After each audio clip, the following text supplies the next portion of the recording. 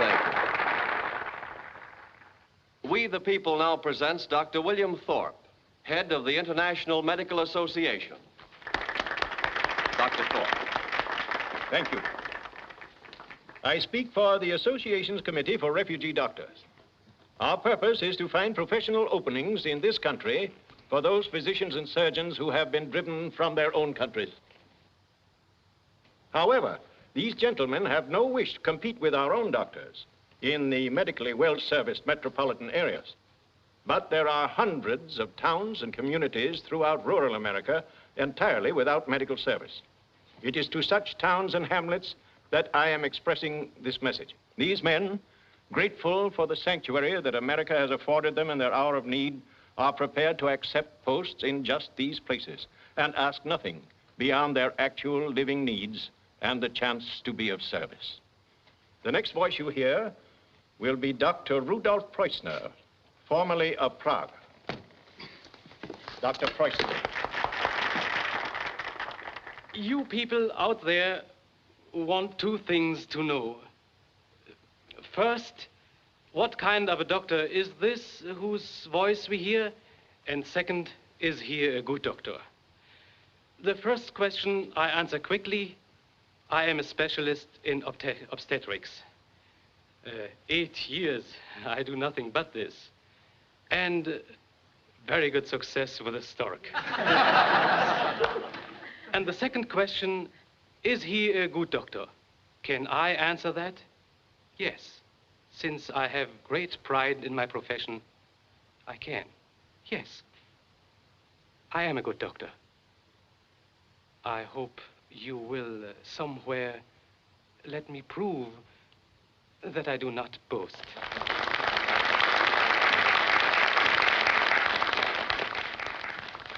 Thank you, Dr. Preussner. Now I present to you a most eminent specialist, Dr. Karl Braun of Vienna. Dr. Braun. There's so much I'd like to tell you about Dr. Braun that I honestly don't know where to begin. Perhaps I'd better just sum it all up by saying that 20 years ago, like many other American doctors, I journeyed to Vienna for the express purpose of taking postgraduate work under him in his famous clinic there. Dr. Braun. Ladies and gentlemen, I am more used to the stethoscope and ether cone than I am to the microphone. But it is not ethical that I expect you to buy me like a cat in a bag. Yes? No. So I tell you about myself. I am over 60. That is not very young, but it is not too old. Only last week I had a complete examination, which everyone should have at least twice a year. And they tell me I am sound yet in the more important parts, if one can believe doctors. For many years in Vienna, I conducted an orthopedic clinic, diseases of the bone, and I worked most successfully with children. It has been my privilege to help many little cripples to walk again. Oh, yes, I forget. I'm a fine father. I must warn you, there are two of us. That means 2 expenses if you send for me. Naturally, we cannot separate, my daughter Leni and I, after all we have gone through together. In Vienna, she was very gay, when Vienna was gay. But now she settles down to work by my side. She is studying to be a nurse and learning very fast. And such a musician. You should hear her once play a Brahms concerto. Every note is like a kiss.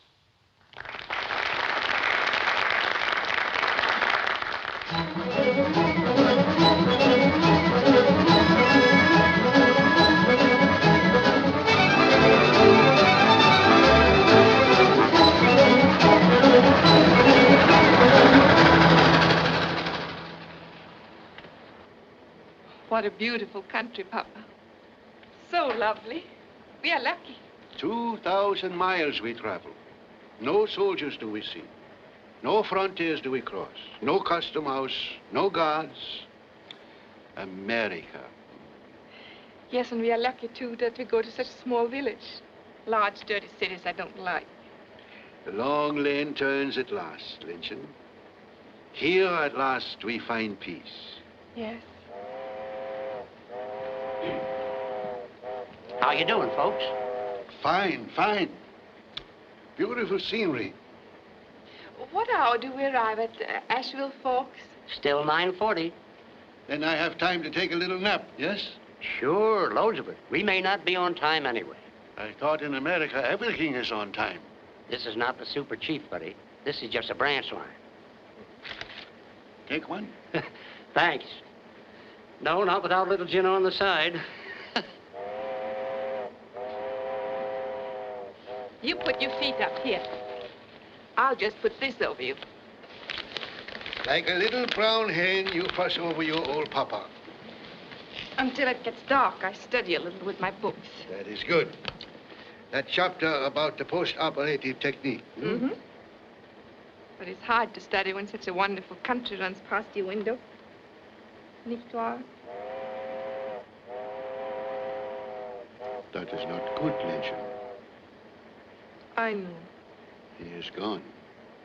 The world you knew together is gone. It is better not to look back. Look instead ahead. With the eyes, yes, but always the heart looks back.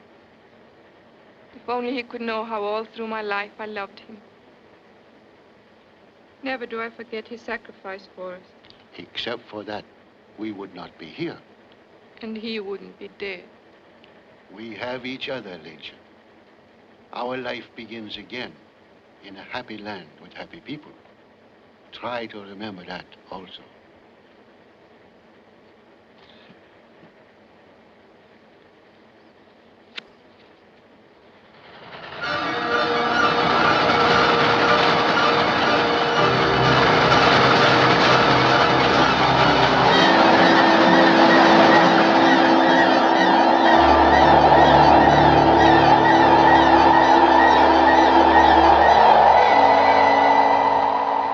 Cozy night to welcome strangers. They're sure gonna like it here. I bet you $10 it don't stay a week.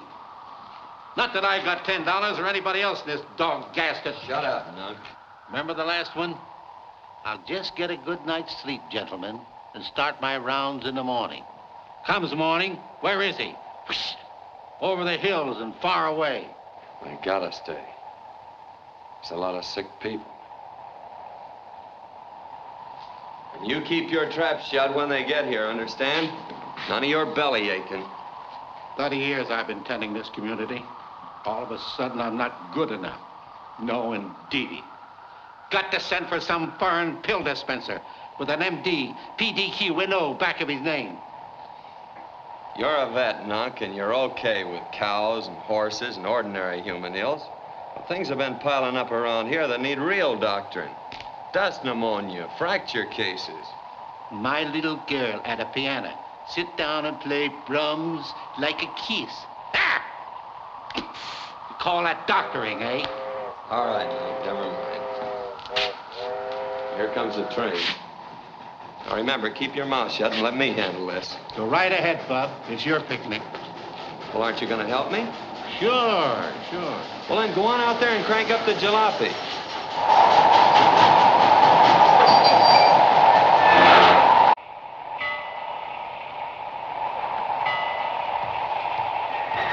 I'm John Phillips. I sent the telegram.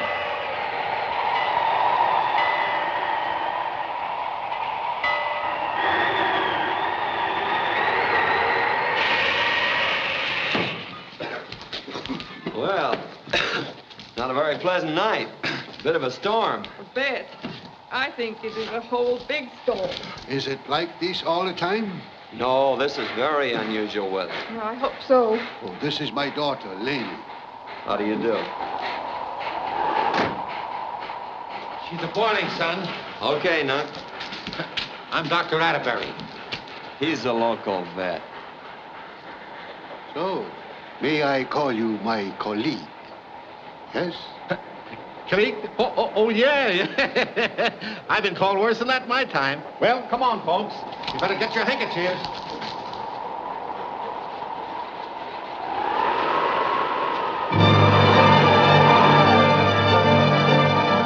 The whole town planned to turn out to give you a welcome. But the influenza kept them home. Influenza? Are there many cases? Only an epidemic. Oh, we fixed up the house. Hope you'll like it.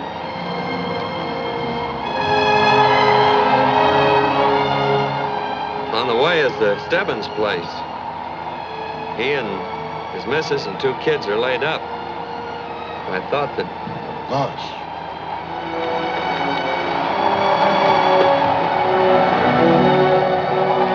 The children should be taken out of the bed. Got any cheesecloth, Joe? In the kitchen.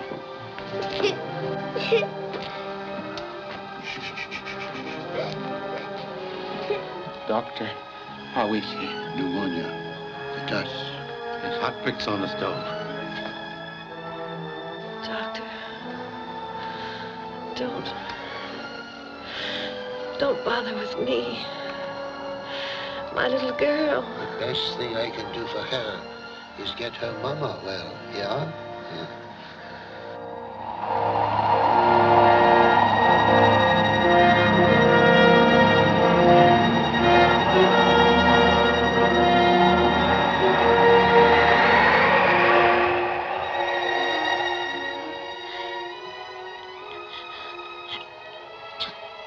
Spine, a very serious dislocation. But we fixed that. Oh. Come, we put you on the table. No, you must not move. We fix it. Another table, please, up here. What do you want another table for? He ain't that long.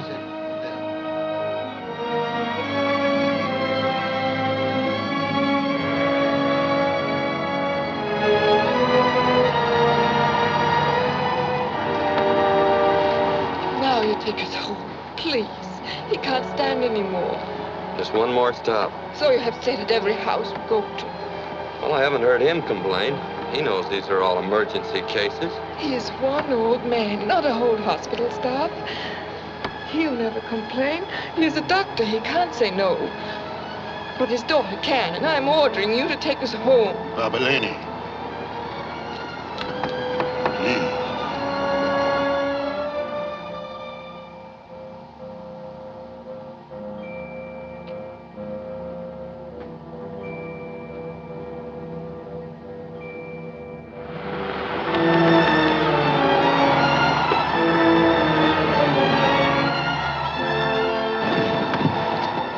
No, this is too much. Each house he takes us to is dirtier and badder than the last. Don't get excited, Lynch. Who lives here? You do, brother. This is your house. Dirtier and better than the last. Who does she think she is? The Empress of Russia?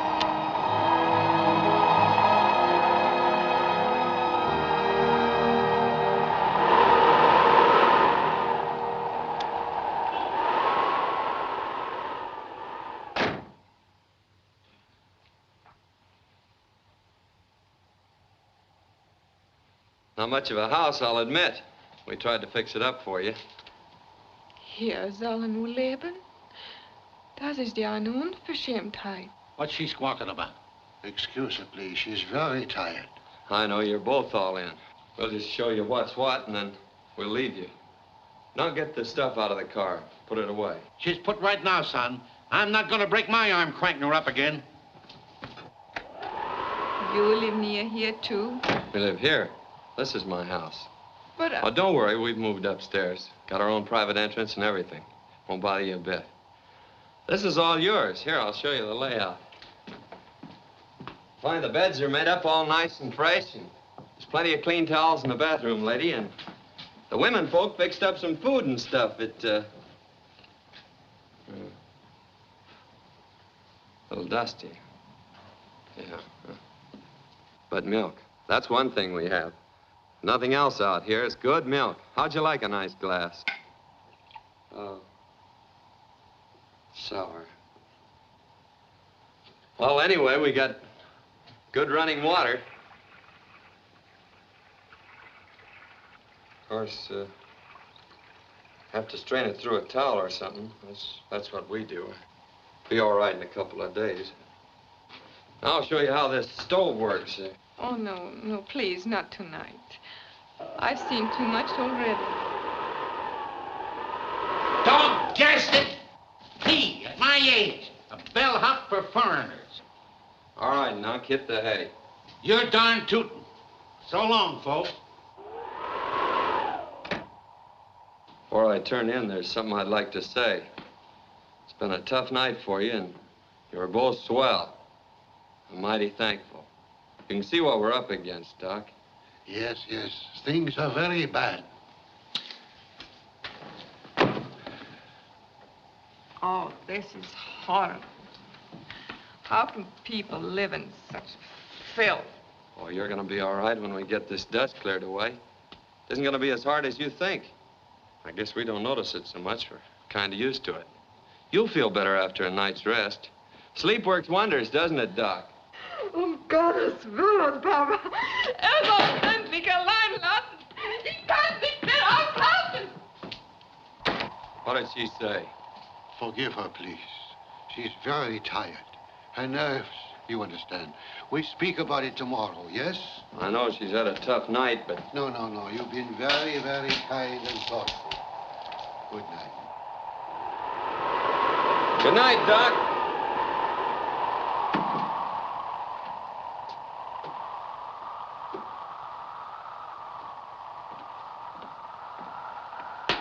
Who are you listening for, Nunk? Santa Claus? Well, what did I tell you? They're going to pull out tomorrow. I tell you, I heard them say so. They're down there chewing the fat now. Shh. Oh, come away from there. It's mostly to that foreign double talk anyway. But now and then they slip in a word of English. They'll be going tomorrow, or my name ain't Atterbury. The old geezer is willing to give it a go, but the Empress of Russia says, no dice.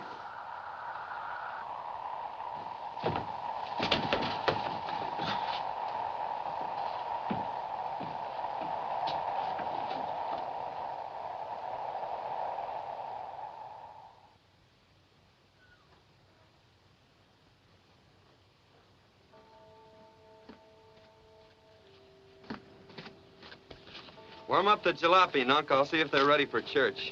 They ain't listening for no church bells, son. They're getting ready for the choo-choo.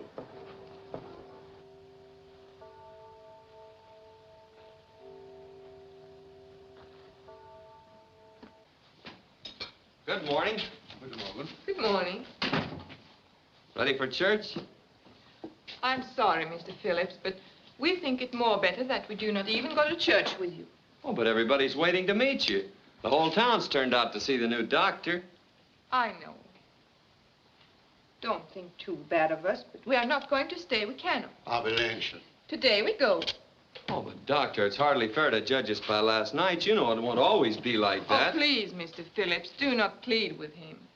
He would gladly kill himself for others, but I will not let him. We would like to do what is right, but... Well, we can't chain you here. It's a free country.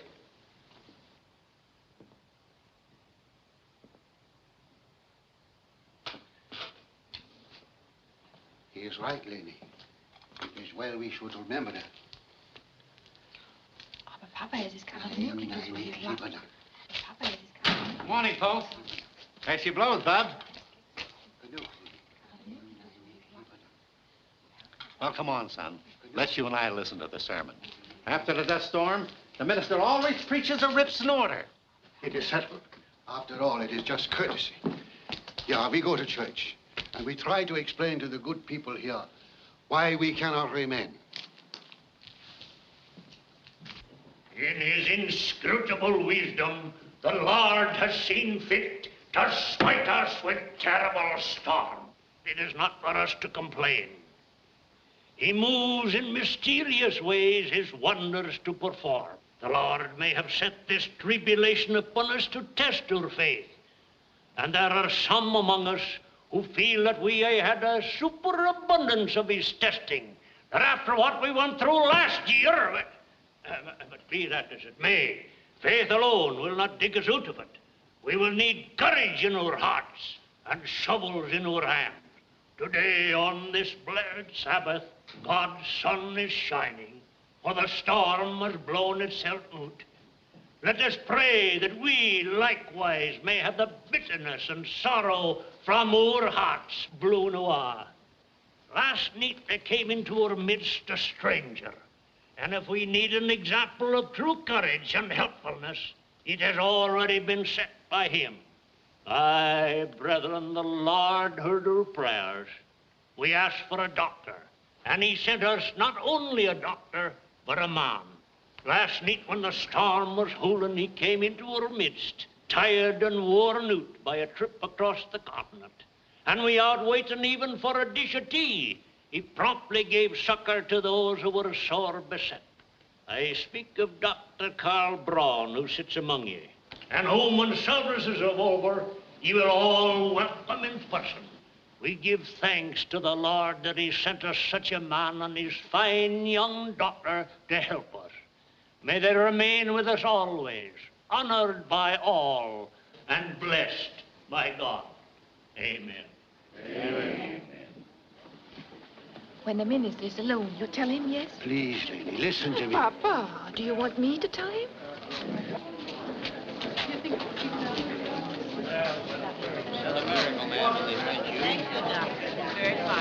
Oh, Sister Plummer, I'm glad to see you. Reverend, you sure are hitting on all cylinders today. Dr. Brown. Oh, good morning. Dr. Brown, I heard you was a great surgeon. If you could just take a look at my boy. Don't want no more doctors looking at me no more. Hey, Nunk, wait for me. Hey, Nunky. What is it, old-timer? He don't have to limp like that all his life, Doctor. He could be made to walk good again. I would have to examine him first. It is possible that an operation It is possible, Doctor, I know. I had him to a clinic once, and the fella said that he could be cured by an operation. Then why didn't you take... We didn't have no money for the hospitals, Doctor. We ain't got none now. But you could look at him, and you could do it. You said over the radio that you was pretty near always successful with children. When I found you was coming here, I felt it was an answer to my prayers. I already told Billy that you could fix him up. But I haven't even examined him yet. But you will, Doctor. Oh, the poor little fella. He's scared of doctors. There's been a couple of them that fooled around and hurt him and didn't do no good. But I told him you was a great surgeon, come all the way from Vienna just to make him well. But you could operate on him, Doctor. You could make him walk good again. You could do it easy. Oh, please, Doctor. All right. I will look him over. Thank you, Doctor. Thank you.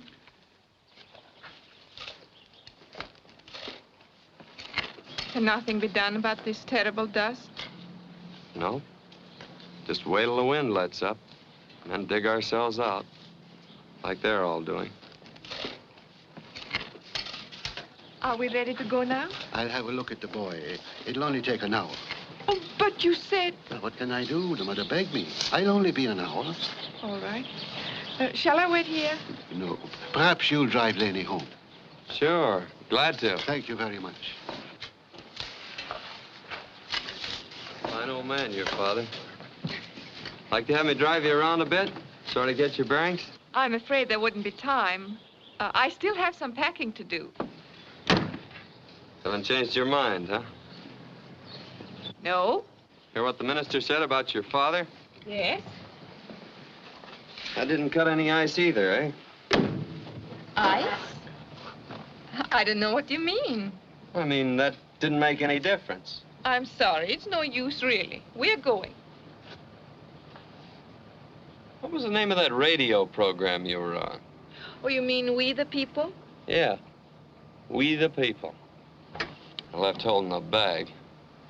Bag? Skip it. You are angry with us. Disappointed. Oh, I don't blame you, but... Look, let's not talk about it, shall we? But I want that you shall understand. You need hear a younger man than my father. There was a younger man on the air just ahead of you. A lot of folks around here figured we ought to send for him. But I said send for the older man with his daughter. Figured you might be some help. Oh, but Forget it. I'm not going to try and sales talk you on staying. I'll even help you pack.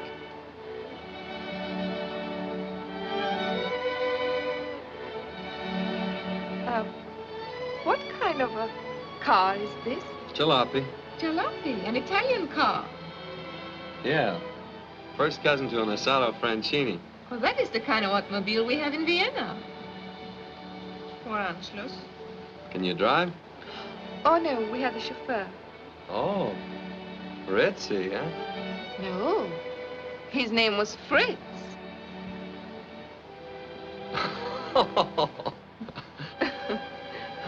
I say something funny. Yes? Yeah, you slay me. So, I'm almost packed. I wish that my father would not be late. Just can't wait to beat it, can you? Beat it? If you're gonna stick around, I'd teach you the American language. But what's the use? You're gonna scram anyway. If you could only take it like the old gent. Take? Yeah. See that? But she's sweet. Who is she? My grandmother. She came out here in '61 by covered wagon. There were Indians to fight then and dangers and famine to meet. Little dust couldn't run her out. She could take it. She was a pioneer. Yes, but when you are a refugee, it is different. The pioneers have everything to gain. We have lost everything. Well, I figured you stopped being a refugee when you came through Ellis Island. There's no reason why you can't start being a pioneer now, even in a dust bowl. That used to be topsoil. Good, rich earth. Fine stuff to have your roots in, if you had any roots.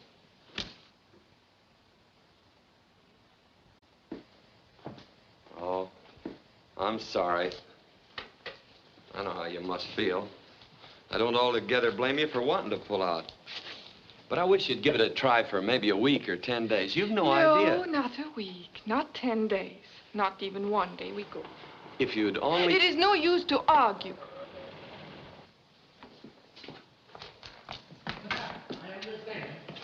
You're asking me. But I'm not asking you. You see, my friend, the surgery is very simple. But underlying the paralysis, there's a definite psychosis. You don't say. Psychosis? Now, where would a kid pick up a foreign disease like that? Papa, you are ready to go now, yes? Please, Lancet, one moment. Now, Dr. Atterbury, I will need all the things on this list by 8 o'clock tomorrow morning. Today's Sunday, brother. Drugstores are shut like a clam. I am certain all doors will be open to you, Dr. Atterbury. Well, if that's the way you feel about it, colleague, leave it to me. It is a very interesting case, that little cripple boy. I have a case exactly like him in 23. The prognosis is identical. It is a partial paralysis. All right, Papa, you tell me all about it on the train. Yes, yes. You see, what train?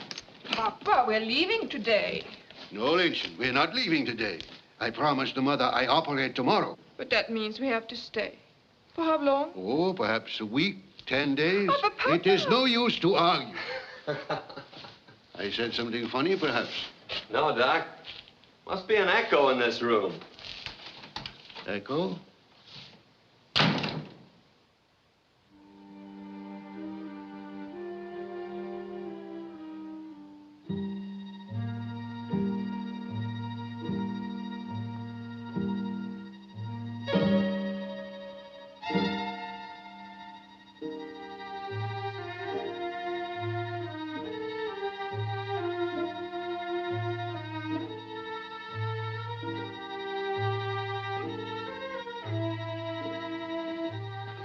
Easy now, Doctor, easy.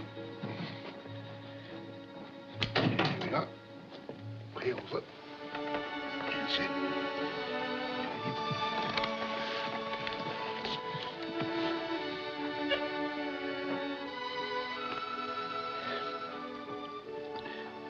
Now, don't worry. He came through fine. Keep him well covered. He may be a foreigner, but he sure knows his onions. You help me like a nurse of 10 years' experience. He will walk again, yes? Oh, but of course. I do this many times. He will walk again soon and without a brace. I'd like to see that. Well, perhaps, as Mr. Phillips says, we stick around. Then maybe we see him walk, yes?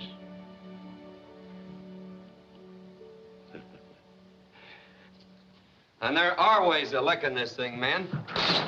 Irrigation ditches, windbreaks, contour plowing. Others have done it and saved their land, and so can we. And there's no guesswork about it. It's all right here in black and white from the Department of Agriculture. Listen, John, I ain't got nothing against all them pamphlets. But what I want to know is this. Can the Department of Agriculture bring us maybe 6 inches of rain? I wish they could. But if we did what they told us, we might learn how to use what little rain we do get. These plans have been drawn up by experts. They know our problems. There ain't no college professor going to teach me how to farm my land. Shut up. Let's listen. How much land you got left that hasn't blown away? Look, man, let's quit arguing and kidding ourselves. We're all in the same boat. We're all gonna sink unless we stick together. Every one of us has been served with a dispossess notice. Not by Uncle Sam or a bank or some mortgage company, but by a little old gal we've been kicking in the teeth, Mother Nature. Well, we've had enough talk. How about getting some work done? Are you gonna pitch in and help? Well, we can try it. All right, count me in, too. Anything to save the darn land. Save the day.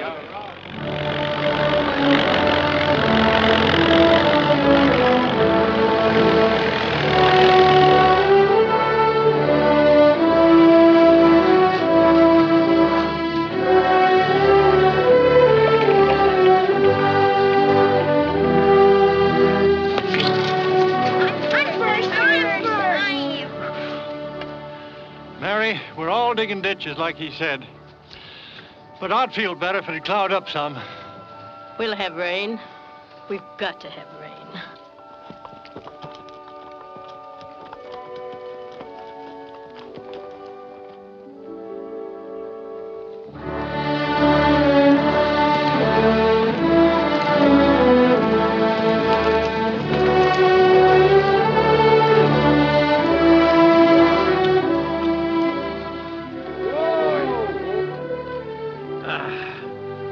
Take a year to plow this thunder, unless we can borrow some tractors.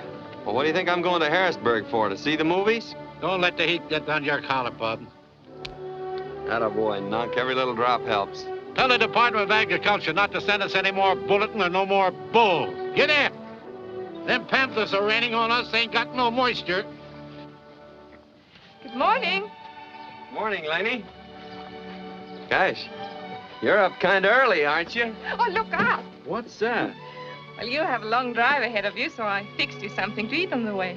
Oh, that's very nice of you. Thanks. Today will be another, how do you say it, a scorcher? Yeah. Afraid so. There is the God of rain, so I'll try and pray to him. Send it special delivery, will you, Laney?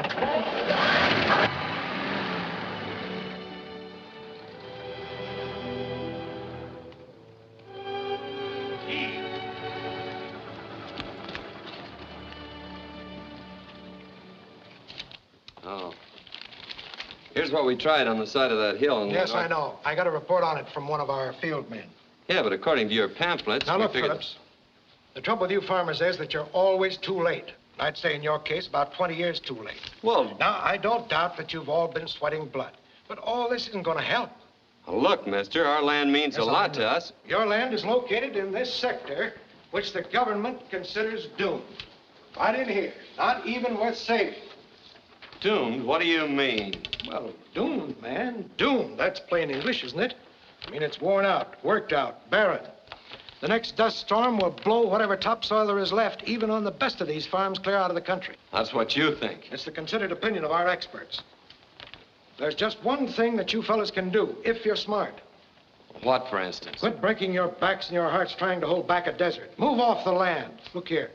There's an enormous dam being built right here. There are great tracts of fertile soil just waiting for settlers. There'll be cheap power. Yeah, I know all about the dam, but that's in Oregon.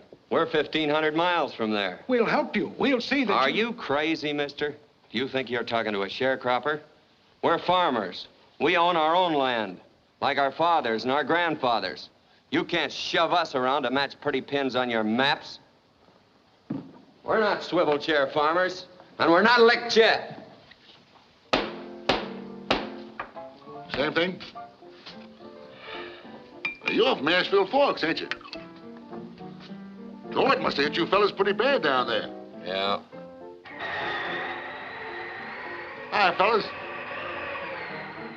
Wind's blowing up again, eh? You ain't aiming to drive back to your farm tonight, mister, are you? Sure. Making about 2 hours. Why not? Save time by staying put. Letting the wind blow your farm back to you.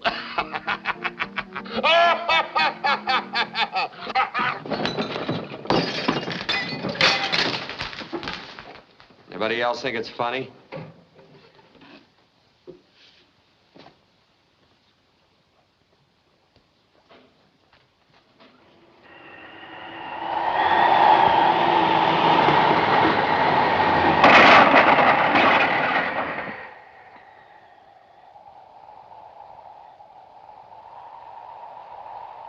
Did you hurt yourself?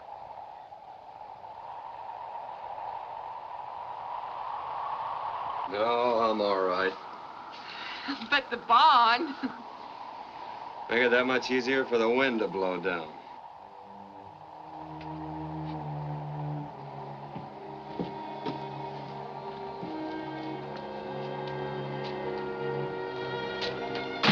If you want to see my father, he's out with Mr. Atterbury. See? I made curtains for the kitchen. Don't be a sucker. Don't waste your time. Why don't you pack your things and clear out? You and your old man had the right hunch when you first got here. You want to pull out the same day. Well, I'm sorry I ever talked you into staying. I will make you some very hot and very strong and very black coffee. I'm not so drunk, I don't know what I'm saying. They showed me maps and charts of our land today. It isn't worth saving, see?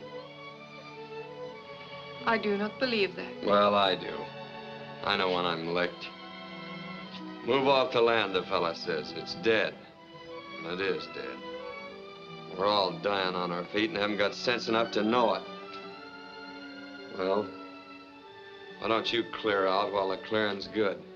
We'll be following you pretty soon anyway. It is you who talk like a refugee now. That's right. That's what they want us to be. They want to move us to Oregon. You are ordered to go. It is a law. No, we could stay here and starve, I guess. And can you not stay and go on fighting for your land like you've been doing? I haven't seen you like this before. You didn't talk like this when you told me about the pioneers. I was giving you a pep talk. Do you know what that means? Yes, I have learned that. And I give you one now, and it is better for you even than black coffee. You are the leader here. All these farmers, they look to you. They do what you say. They feel what you feel. Now, if there's no law which makes you move... Our law is written by the wind, the dust.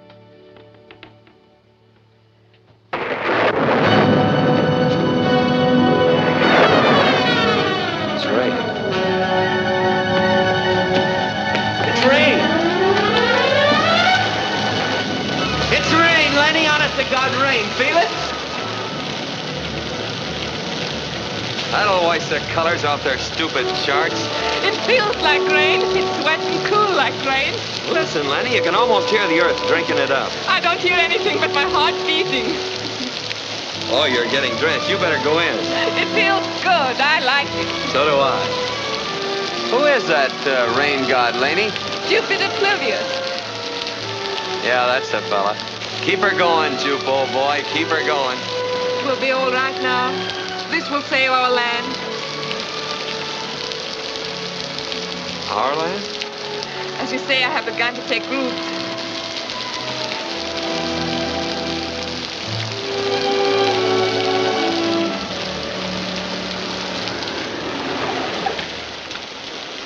Golly, I've done some sparking in my time, but gosh darn it, I always had sense enough to come in out of the rain. Isn't it wonderful? What, the rain or the foolishness? Both. And it isn't foolishness, is it? I guess I'm gonna find out what happens to a fellow when he's kissed a girl right under her father's nose. Better find out what happens when you kiss the girl under her own nose. You were surprised to see us kissing in the rain? Kissing? No. In the rain? Yes.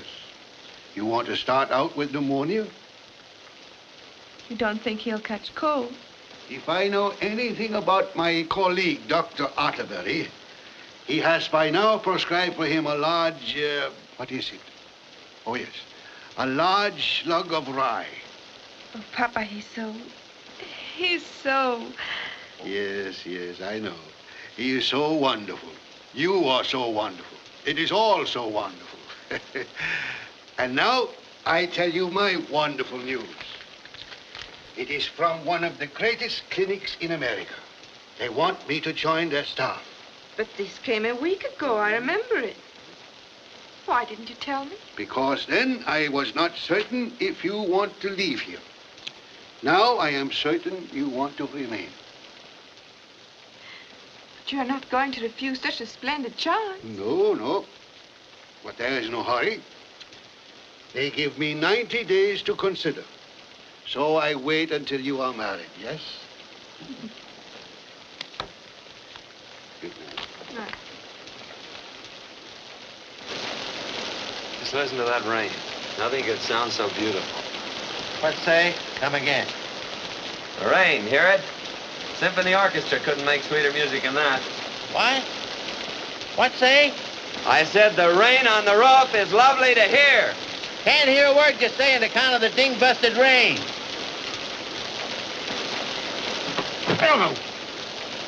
Oh, I'm glad I'm not in love.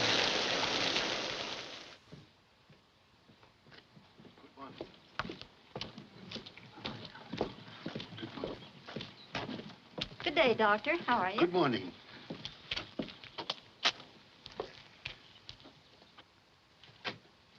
Billy.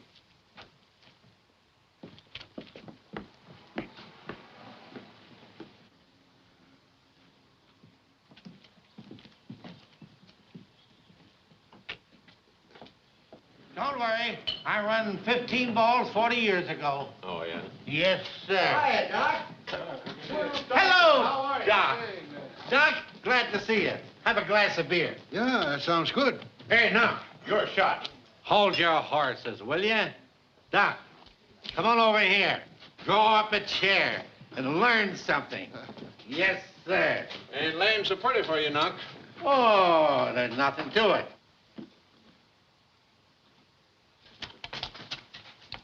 Uh-uh. Huh? Oh. Uh-uh. Why not make both balls? Both balls?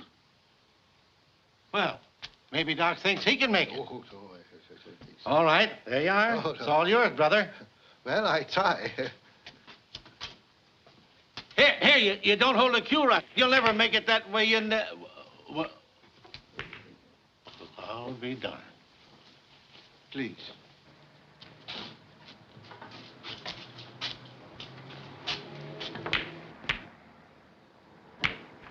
Well, Doc, Hey, he's all right. What do you know about that?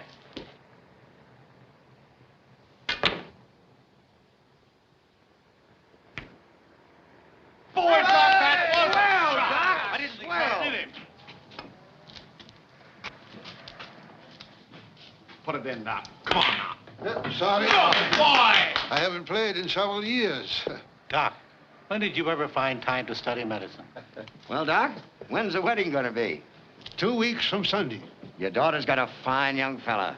They don't come any better than John. We are very happy about it. Hi, boys.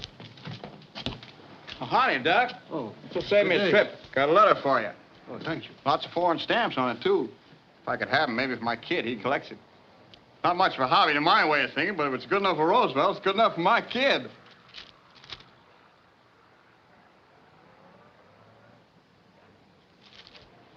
Hey, Doc, it's your shot. Will you finish for me, please? I have to go home.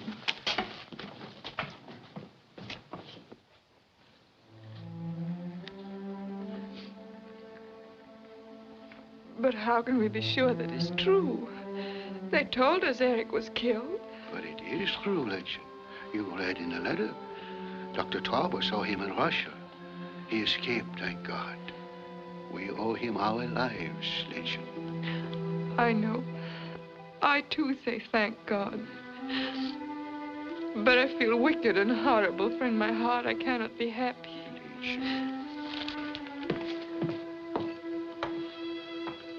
What shall I do, Papa? How shall I tell John? He knows. I told him. He understands. But you don't understand. But Lynch, you love Harry. You were to have been married. I know, but that was 2 years ago in another life. In another world. I know how you feel, Lynch. It is not easy to know where loyalty ends and love begins. It's like someone who returns from the grave. I cannot help you. Perhaps when Eric comes to America, he will understand. Oh. He risked everything for us. We owe him our lives. I will always remember that. And try not to forget.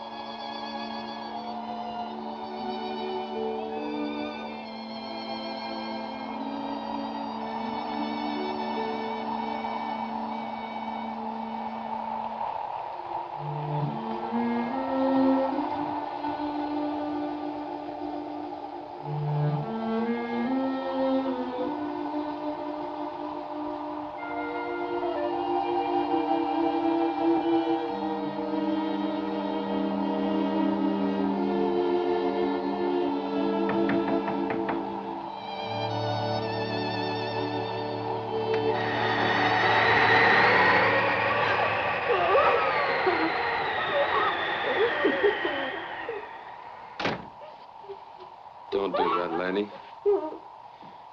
Don't cry.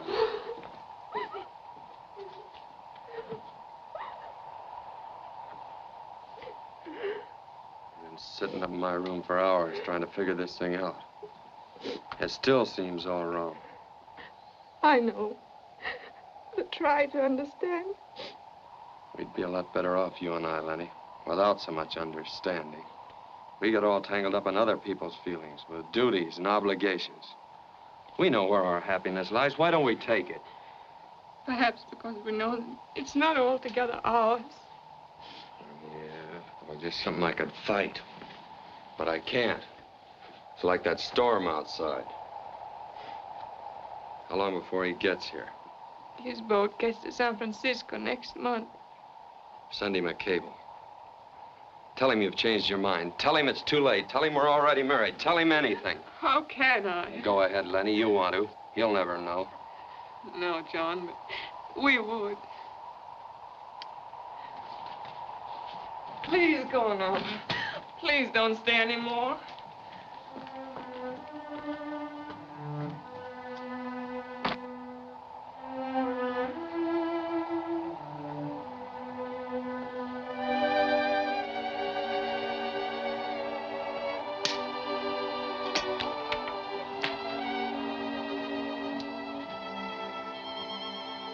Laney.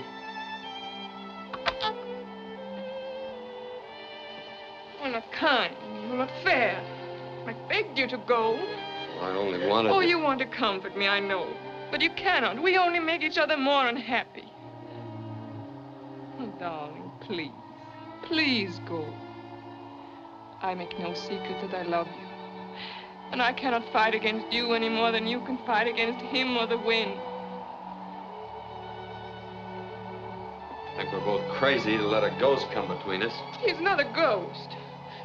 Look, this is Eric. He's alive. Would it comfort you to hear that I hate him? It would be a lie. He's my fiancé. I loved him. He's fine and brave. And without him, my father and I would have been dead. You win.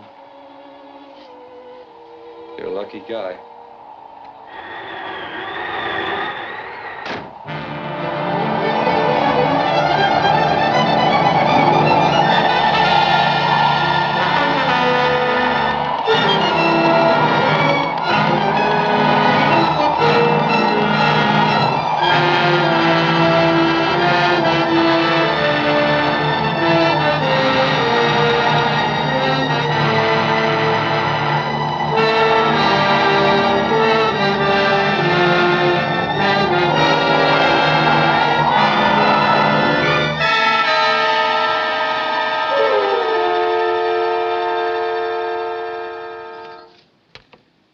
Ladies and gentlemen, this is coming to you directly from the very heart of the stricken area. I'm looking down the main street of Asheville Forks where the storm hit the hardest. And believe me, it looks like an earthquake hit this place rather than just a dust storm. In a few moments, I'll let you hear some of the actual voices of the people who lived through these past few days of devastation. You'll hear history in the making. Asheville Forks is packing up lock, stock, and barrel and is moving on up into Oregon. How about you, sir? Will you say a few words to our listening audience about this great trek that you're contemplating? I ain't no Charlie McCarty. I ain't got time. It'll only take a moment.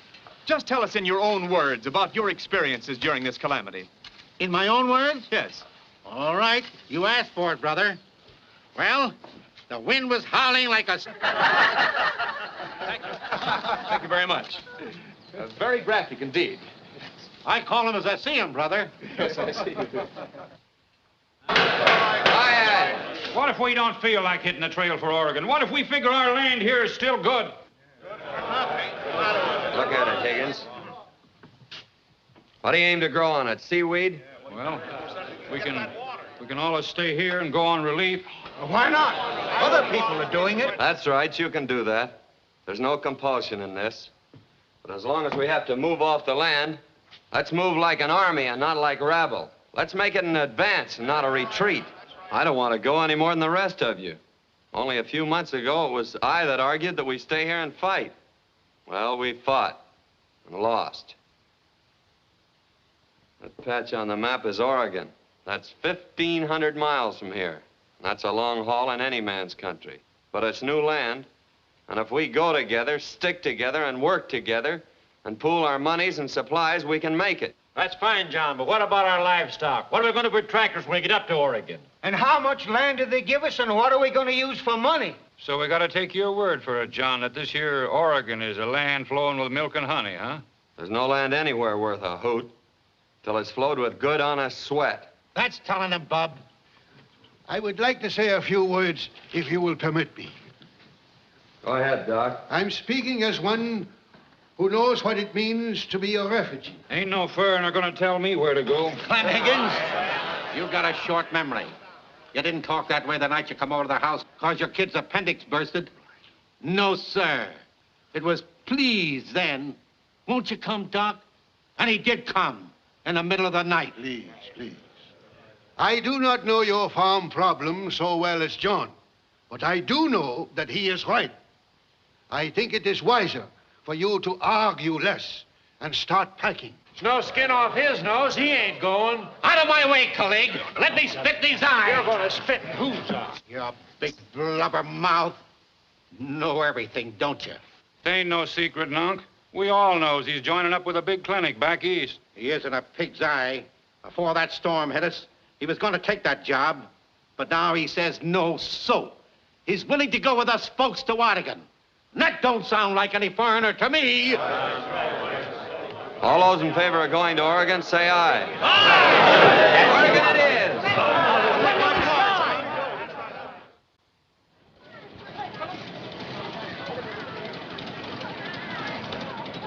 You gotta have milk with your coffee, hey, Joe?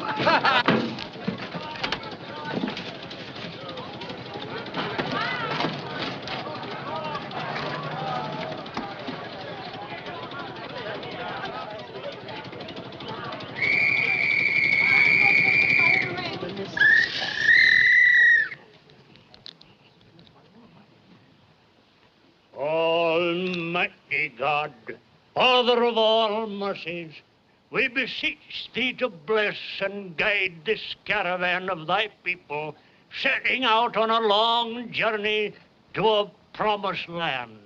Thou knowest, Lord, that many of the cars are in a deplorable condition. Afflict not thy people further with blowouts, burnt bearings, or broken axles.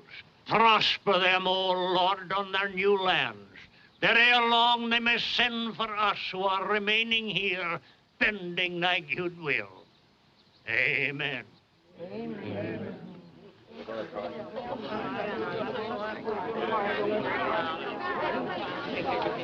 Here comes our brave leader. I hope he knows what he's doing. They called us refugees when we were leaving Vienna, but our future was brighter. We were coming to America. For these people, there must be a more tragic word than refugee.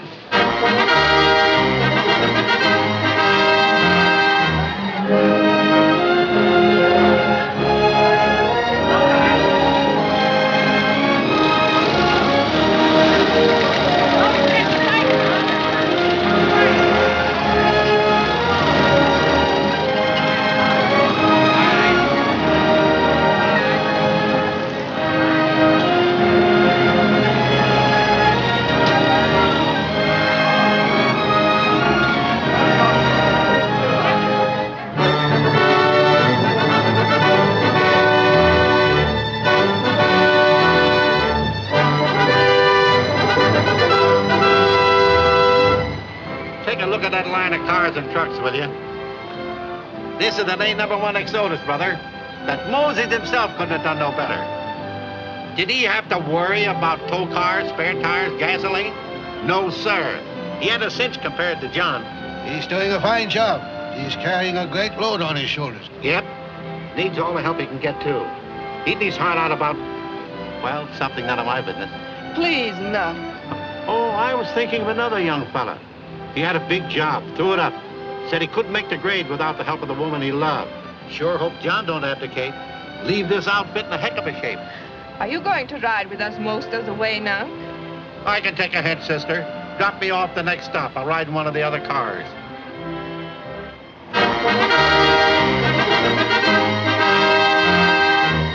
Well, sir, I started in a subtitle-like way. I gave her a wink, and I said, let me drive the bus, Lenny. Why don't you go forward and ride with John for a while? She never batted an eyelash. Then I started to warm up. And I gave her a great sales talk about you. A lollapalooza. But still no dice. Why don't you mind your own business? Leave her alone, can't you? I can take her or leave her. But can you? Huh, ain't no female worth grieving over. Well, who's grieving over her? Shut up. Did you think of anything else to talk about? Yes, plenty. I was riding with Higgins in his outfit today. That fella's doing a lot of talking. What's eating him now? Same old thing. California, the land of the golden sunshine. He's telling them all we ought to head west instead of north. Well, he's welcome to go, and good riddance. Yep. But the trouble is, he ain't aiming to go by himself. He's trying to split up this outfit. You know what I said to him? I said, you'll have to reckon with my nephew, John, first. He's kicked the prune juice out of bigger weasels than you. That held him.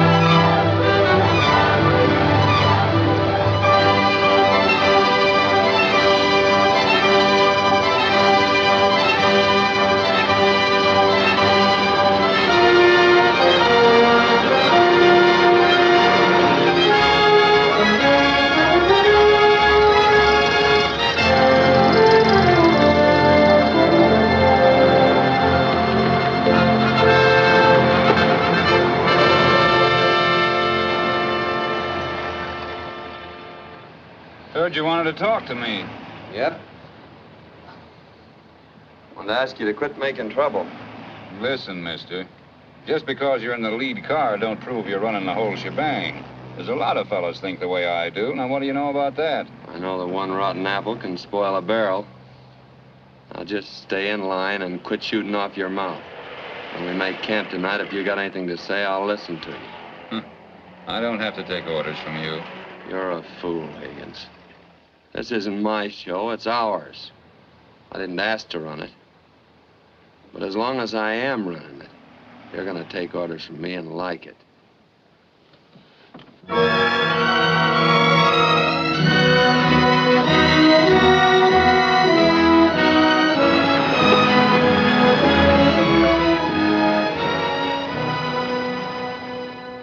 Anyways, in California, they don't freeze to death.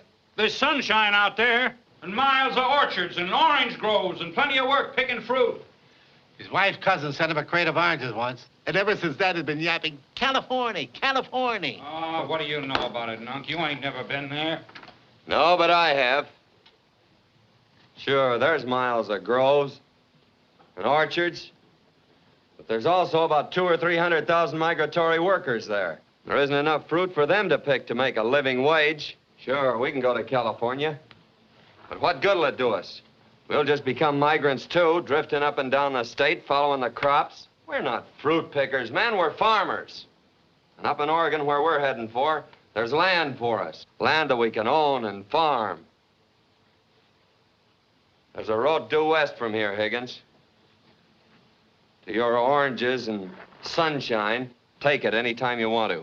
But quit stirring these people up. You ain't gonna bulldoze me with that high and mighty talk. We're getting out of here. But not before you hand over that dough we chipped in. Now, 1 dime, Higgins. You know what that money's for. I suppose it wouldn't be for that little furrin dish that's strutting around your back. A bullseye!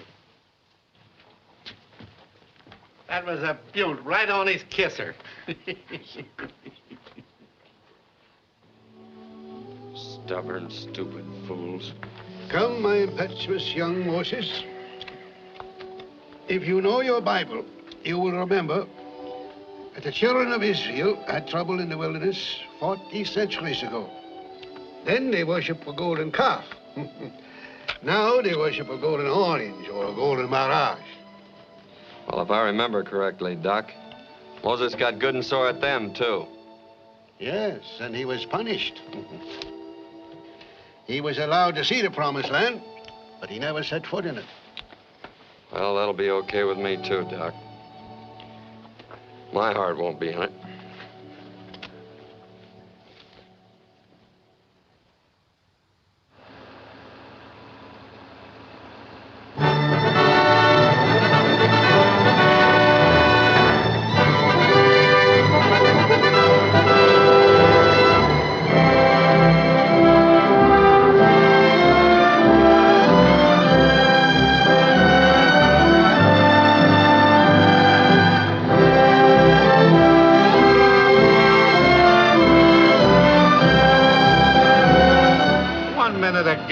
Freezes and another minute he fries. Nature's very generous to California. You know what I think nature's cockeyed. They got all that snow up there in the hills where they don't need it. Why don't they chuck some down here in the desert where it'd be as welcome as gravy and potatoes?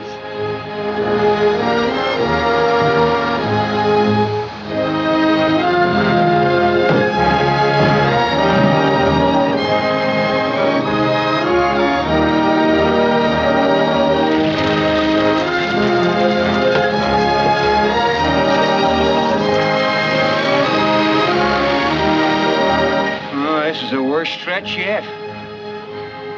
After today, there'll be a lot more men ready to listen to you. There better be.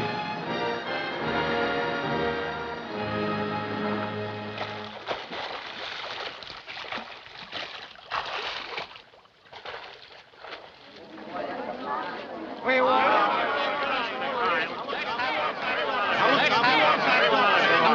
our money and we ain't going no further. Now, we got a right to stay here. We're going to settle this right now, Mr. Phillips. No stalling. We want our dough and our supplies, and we don't want no part of Oregon. We sure don't. How about it, man? Listen, man. We've driven all day through a furnace. We've only just made camp. You're hot and tired and hungry. Go on back to your tents and let the women feed you. Take a swim, cool off. We can get... All right, Higgins. You win. You lead them.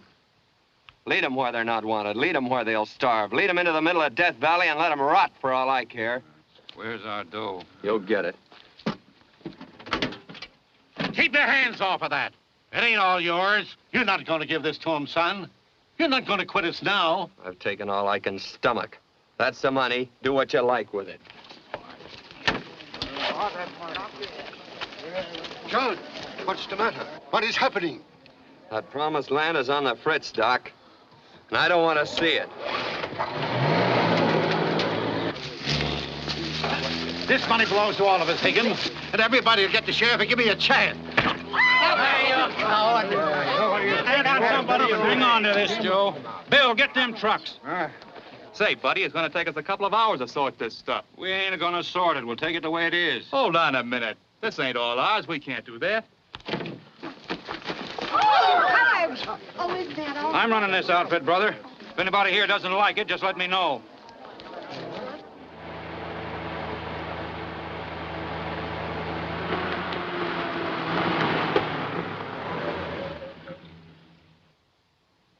Is anything wrong? No, everything's just dandy. I was just taking a walk. And I was just taking a powder. Small world, isn't it? I don't know what you mean. I mean, I'm clearing out. I'm quitting. I'm through. Is that clear? Yes, but where are you going? What difference does that make? We don't take the same road. San Francisco's less than 200 miles from here. It's a clear day, Lenny. Maybe you can see the Golden Gate. It's not a clear day for me, John. I'm seeing things through a mist.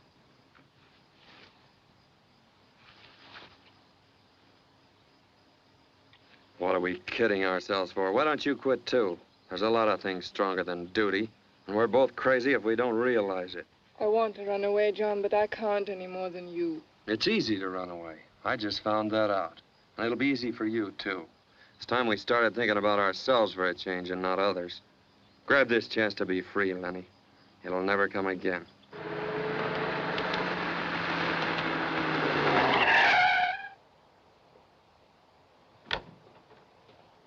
Turn that car back, you yellow liver coot. Higgins will turn the camp wide open. That's okay with me and the lady. Let them stew in their own juice. We're calling it a day. You let him talk like this, Lenny? Answer me. Perhaps it is you who make him act and talk so. You're all wrong, Doc. It's the other way around. I'm trying to sell her a bill of goods. And how about your people, John? They don't mean a thing to me. You have no right to say that, John. Back there are 200 men, women, and children whose lives are just as much your sacred responsibility as a patient on the operating table. Maybe the patient isn't worth saving. That is not true, John. But even if it were, doctors don't tell their patients there is no hope. No, a doctor does not throw away his scalpel and say, I am tired, I will call it a day. He does not quit, he fights. That's telling him, colleague. Yes, you could run away, but you could not escape. You could shout, I am free, but even the echoes would know you were lying. Lady knows that. Look at her, John. She knows that duty is sometimes bitter and hard and cruel. She knows that better than you, John. Look into her eyes. You have a job to finish, John. So has Lenny.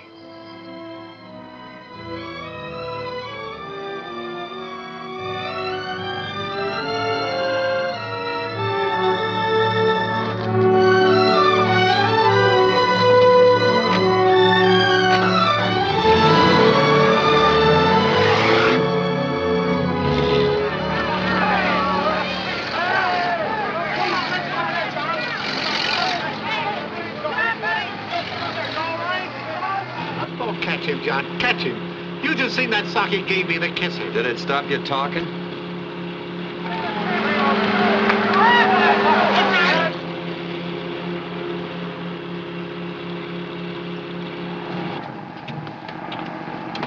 That looks like Philip's car.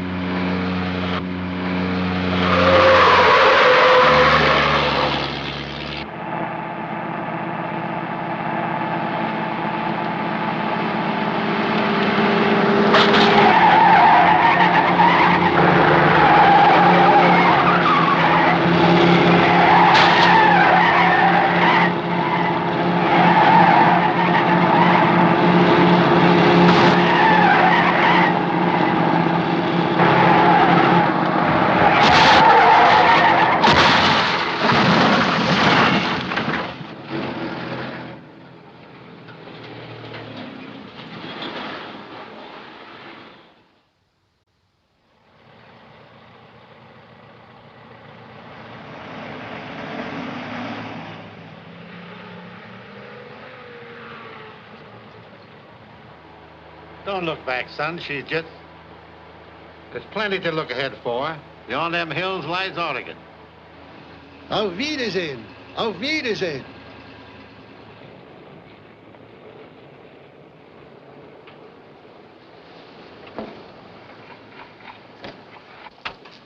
Well, here we are. St. George Hotel.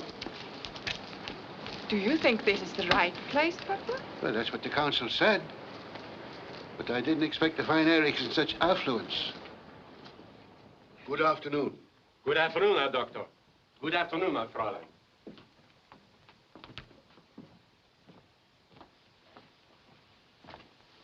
Is this Dr. Erich von Scherer's apartment? Ja, that's right. Bitte sehr.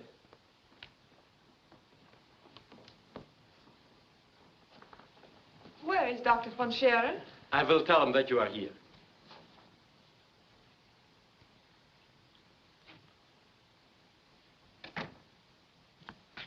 Lenchen! Eric. Herr Doctor! Eric. It's so good to see you. You haven't changed a bit. No, you. It's good to see you, Eric. Setz dich, Lenchen. Oh, permit me to present my assistant, Herr Schmidt.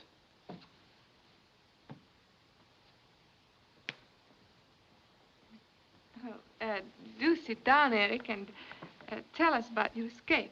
But I didn't escape, Lenchen. But we heard that you had escaped to Russia. I was in Russia, yes. On a mission for the state. Dr. Tauber said in his letter that you... I regret to say that Dr. Tauber is a traitor.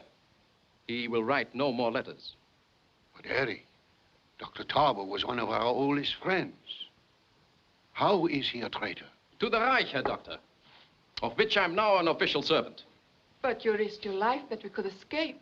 2 years ago, I, too, had soft and sentimental ideas, as you will remember, Herr Doctor. Now I have learned a different ideology. I hardly know you, Eric. I have important business here for 2 weeks.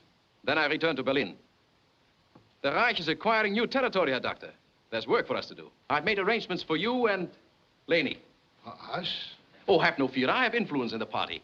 I've arranged that this little difficulty of yours is forgotten. And then we will return to the Reich.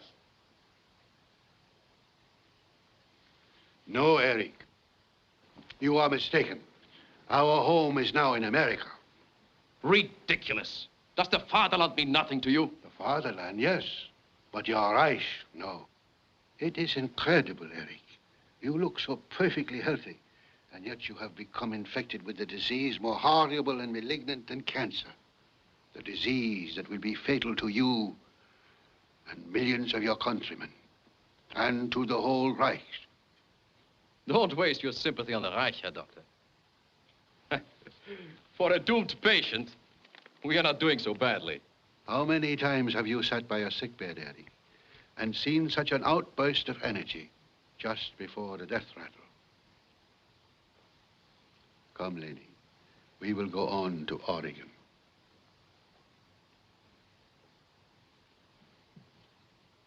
Leni! You cannot leave like this. We have traveled half across the world to meet here. Yes, Eric. And now that we meet, we do not even speak the same language.